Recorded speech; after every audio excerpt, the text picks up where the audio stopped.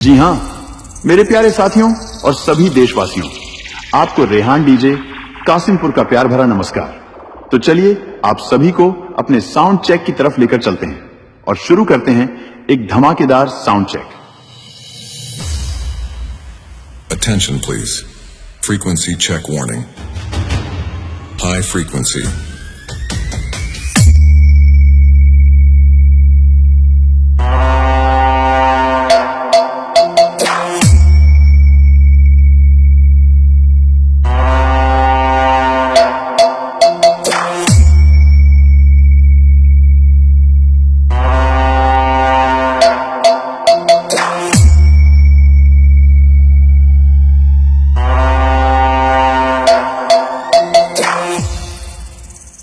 Sound check complete.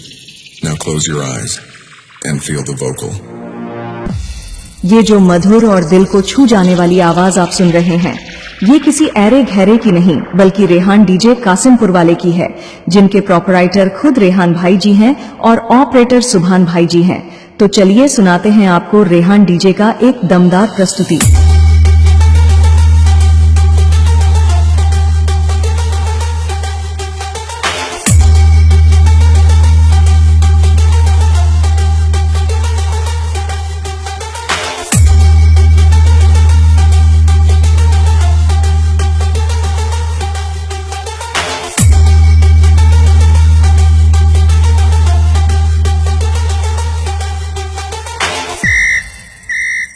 किसी भी शुभ अवसर जैसे शादी, विवाह, बर्थडे या किसी अन्य शुभ अवसर पर आप हमें बुक कर सकते हैं।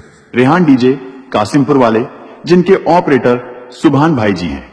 हमारा कांटेक्ट नंबर है 95 55 62 54 02। धन्यवाद।